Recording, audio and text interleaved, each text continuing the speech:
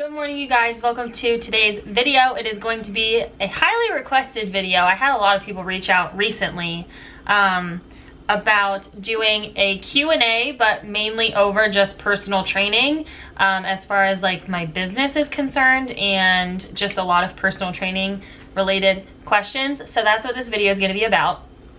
If that's not something you're interested in, maybe skip this video, and then I'm sure I'll post another video tomorrow, so come back for that one. But this one is going to be all about personal training. I had you guys ask me the questions you wanted to on Instagram, so I have all of them right here on my phone, and we're just going to go through them, and I'm going to answer as many as I can. Getting right on into it, the first question is high reps or heavy weight? And both. You want to kind of have a combination of the two, so it's also going to depend on what your goals are. If you are more strength focused and you want to, if you lift more like a power lifter or something, you're generally going to stick with heavier weights, lower reps.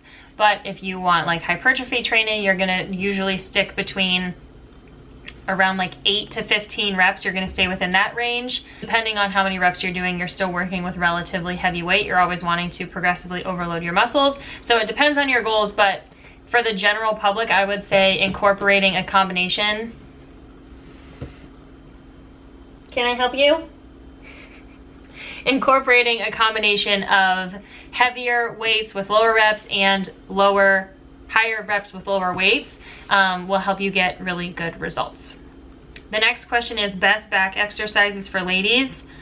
I don't necessarily love talking about like a best back exercise for, like, I don't like talking about the difference, like, oh, this is the best exercise for a female and this is the best exercise for a male. We have the same build. Yes, there's some stuff that is different, but at the end of the day, we have the same back muscles. And so I guess it kind of depends.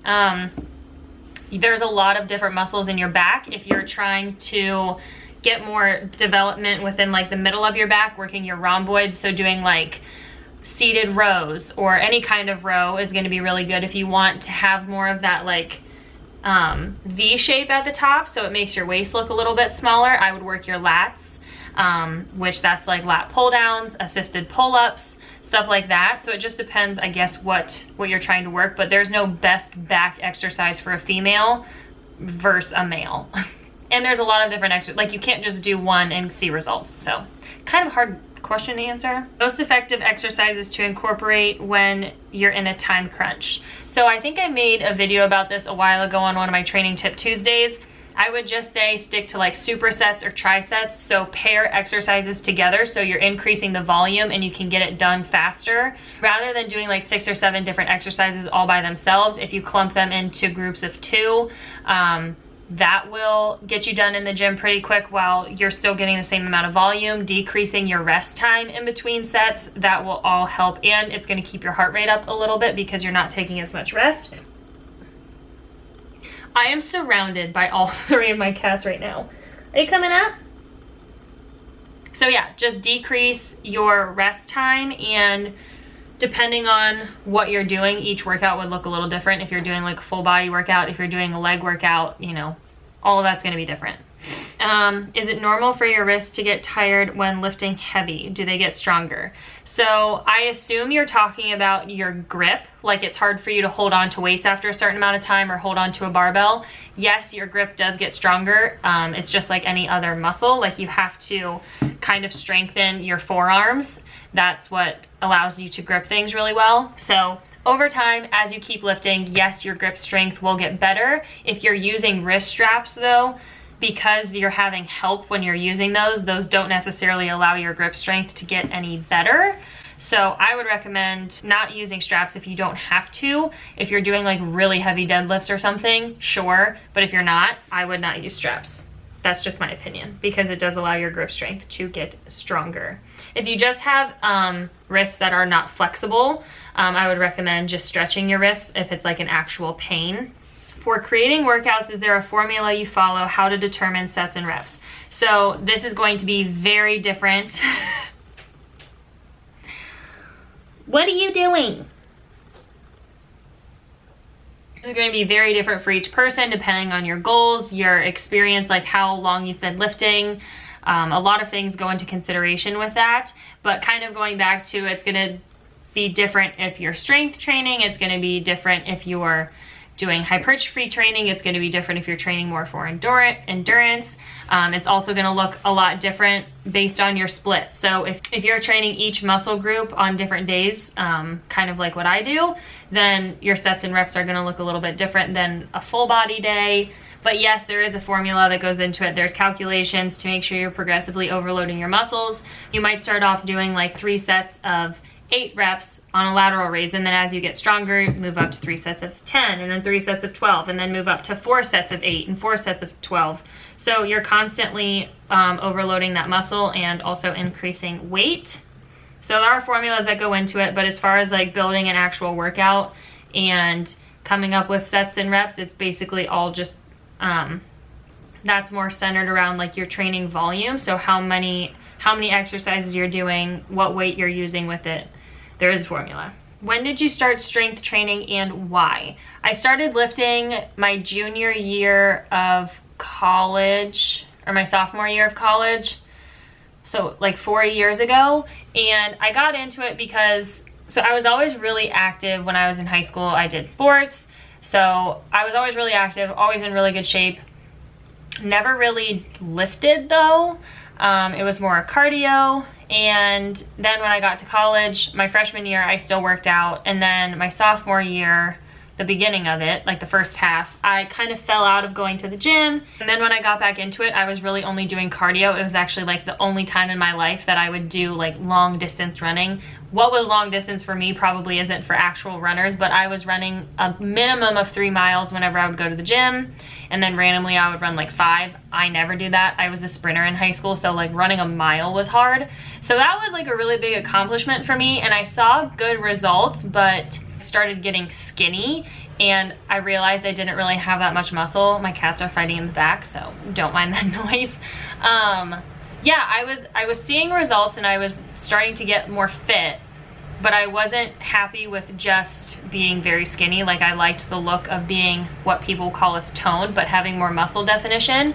And so Chris convinced me to go to the gym with him at night. I was terrified of lifting. Going into the weight section just like really made me nervous, and he said that he would go with me at night when it was not busy. So it was just basically us and a few other people in the gym. I'm like, cool, I can do that.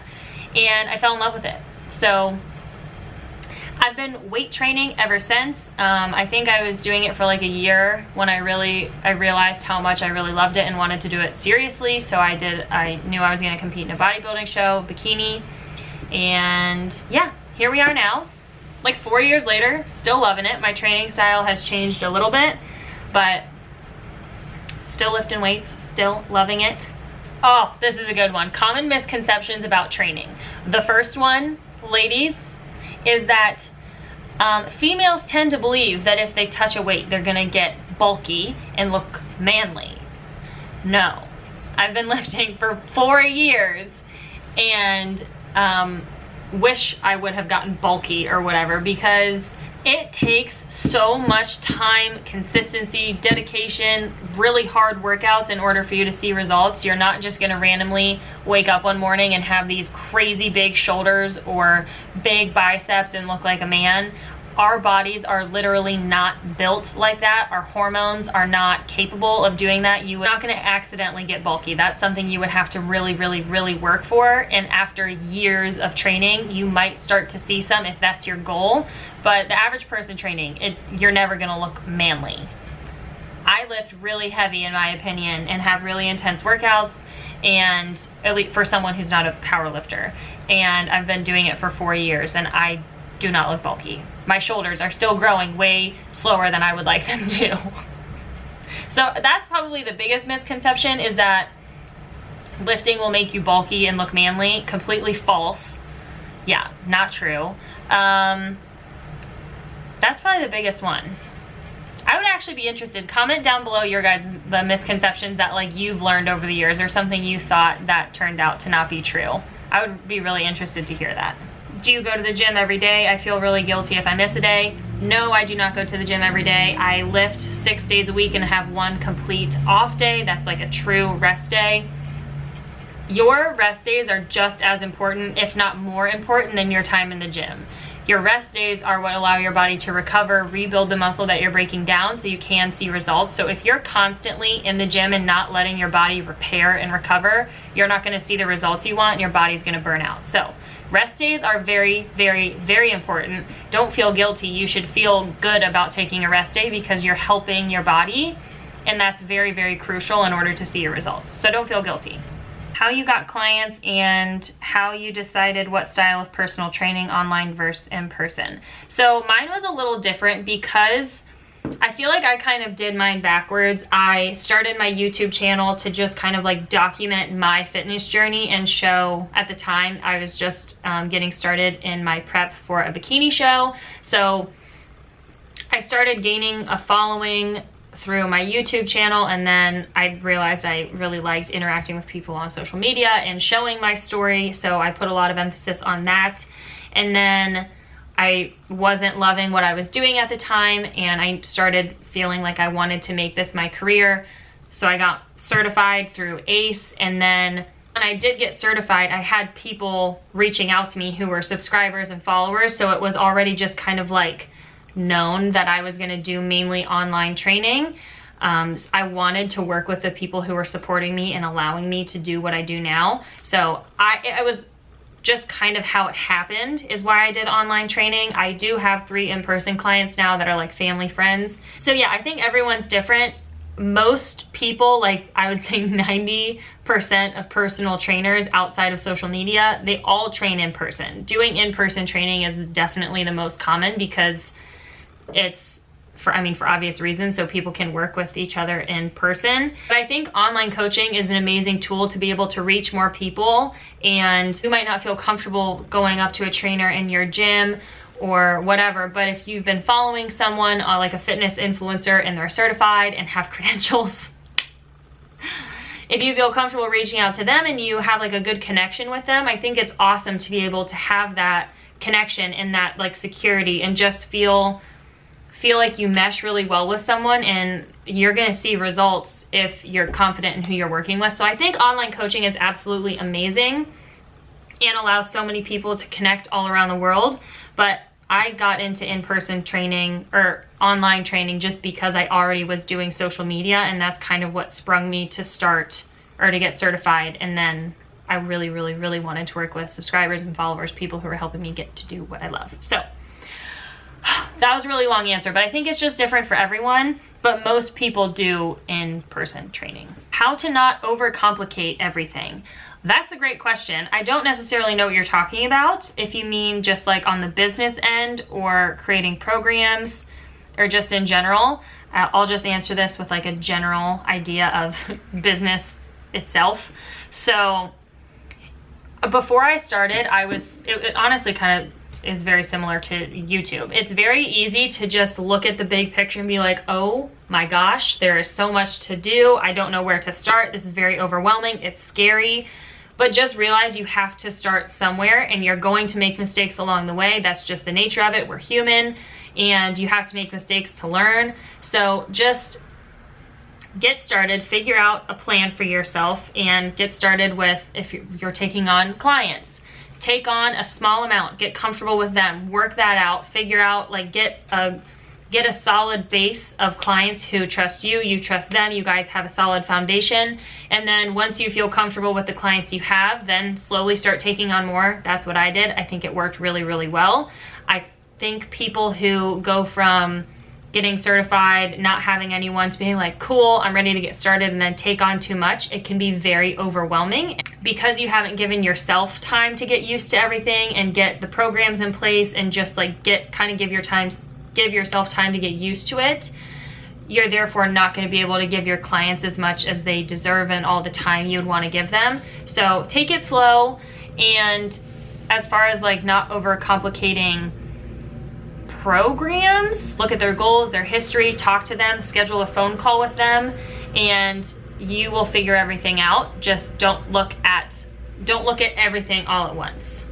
Try to take it one client at a time, one check at a time. If you have like a little list of things to get done, I'm thinking about becoming a personal trainer. Which organization is best? I got mine through ACE, American Council on Exercise. There is also NASM, which is really popular. From my research I've done, those are the two most popular and the two most widely accepted. So Lifetime, for instance, all of their trainers are NASM certified. There is a slight difference between NASM and ACE. They're both very, very good. So yeah, I would just do your research, but ACE and NASM are both highly accredited and very widely accepted. Here are some tips for passing the exam and how did you get your first few clients. I have a whole video over the ACE exam, so like my tips and tricks for it. So I will link that down below if you're interested in checking that out. But if you follow the ACE program, and I think NASM probably does it pretty similar, if you follow their entire program that they lay out for you, you will be just fine. Yeah, I would just recommend watching my video because there's a book that you really don't need to focus on that can stress you out. So go watch that video, link down below. Hopefully that's helpful. There's also a lot of comments down in the comment section about people who have taken it as well, passed or not passed, and they've had like conversations in the comment section, so I would look at those as well. Oh, and how I got my first few clients, going back to the social media thing again. So I had quite a few people reaching out to me asking if they could be one of my first couple clients when I got certified. It was pretty easy for me to get my first few clients because I had my social media following already, and I made it known that that's what I was doing and I wanted that to be my business. So I had people reach out. I took 5 people initially, got very, very comfortable with those 5 ladies first. And then I think like 2 months later, I started taking on a handful more clients. And then I would get comfortable with them, slowly build on that. Then you'll also kind of feel out how many you're comfortable with. Everyone's life is different. So now that I do in-person training as well, Monday, Wednesday, Friday, I can't take on as many online clients because I just simply don't have enough time in the day to get everything done or give each client the amount of individual attention that I think they deserve and that I would want to give them. So there's a lot that factors into everything, but I got my first few clients from YouTube. I don't really need to answer this question now, but did you take classes on personal training? Yes, I got certified through ACE, American Council on Exercise. This is my certification, American Council on Exercise, Kelly Yeager, certified personal trainer. Very, very exciting. What to do after getting certified as a personal trainer. So once you're certified, I would say whether you're doing online training, if you're trying to keep it within like your social media and have it all like kind of run through that, post on your social media. This kind of goes for in-person or I guess online. Post on your social media, say that you're certified and that you're looking to take on a certain amount of clients. I would have a questionnaire ready for people to fill out so you can get all of their personal information and know if it's going to be a good fit for you or not. And then if you're not already working at a gym and you're hoping to do in-person training, I would figure out if you want to like rent a space at a gym. I know there's a couple around here where you can just like, you're not working for like a Lifetime or a Planet Fitness or something like that. You can rent space in a gym and just have your own little business run out of there. So figure out exactly what you want to do. I would say that's probably the first step, and then reach out and just let people know that you're a certified personal trainer and want to take on some clients. And in the beginning, like the first 5 I took on, I gave them 50% off, over 50% off my normal rates because they were my first clients. I was very open with them, and you know, it's a learning experience, and I wanted their honest and open feedback on what I could improve on and what they liked, what they didn't like, how it could be better, whatever. So that'd be my best recommendation. Don't go into it thinking you know everything because no one knows everything. It's science. Like you're always going to be learning new stuff. Continued education is very important once you get your certification. There's always articles coming out with new studies. So yeah, I don't really know if that's relevant to the question, but just always keep an open mind and don't get cocky. Realize you have a lot to learn still. So that is it for the video. I hope you guys enjoyed it. If you have any other questions, feel free to ask down below. I will try to get back to them as soon as I can. And yeah, thank you so much for asking the questions you did. I will see you guys in tomorrow's video.